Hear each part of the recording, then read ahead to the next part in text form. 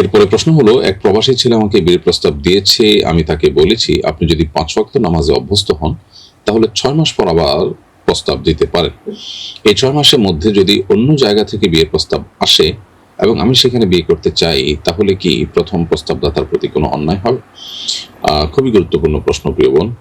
আপনার প্রশ্ন উত্তর হলো যে আপনি তাকে যেহেতু বলেছেন যে আপনি 6 মাস 5 ওয়াক্ত নামাজে অভ্যস্ত হওয়ার চেষ্টা করুন, যদি আপনি এটা করতে পারেন তাহলে আপনি আবারও প্রস্তাব দিতে পারেন এবং সেটাকে বিবেচনা করব।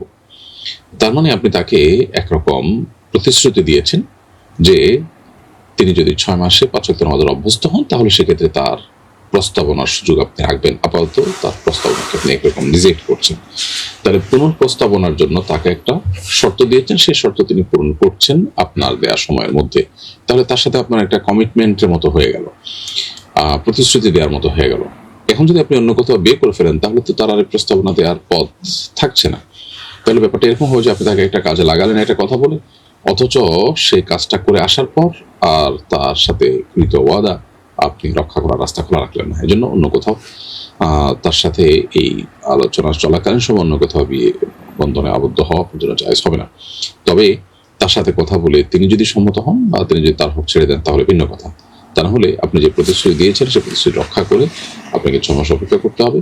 এরপর তিনি প্রস্তাব দিলে সেই প্রস্তাব বিবেচনা করে আপনি রাখবেন না রাখবেন সেটা আপনার বিষয়, কিন্তু এর মধ্যে আপনি অন্য কারোর সাথে বিয়ে বন্ধনে আবদ্ধ হয়ে যাওয়াটা একরকমের প্রতারণার সামিল হতে পারে। নবী সাল্লাল্লাহু আলাইহি ওয়াসাল্লাম বলেছেন, মান গাশশা ফালাইসা মিন্না, যে ব্যক্তি প্রতারণা করে সে আমার উম্মত নয়।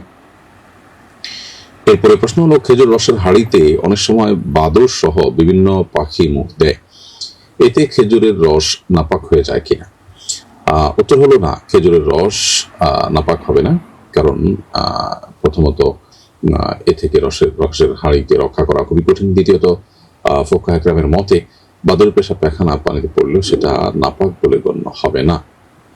এটার অন্যতম কারণ হলো যে এর থেকে বাঁচা আসলে সম্ভব না বা কঠিন, পরিপূর্ণ মানুষের নিয়ন্ত্রণেও না।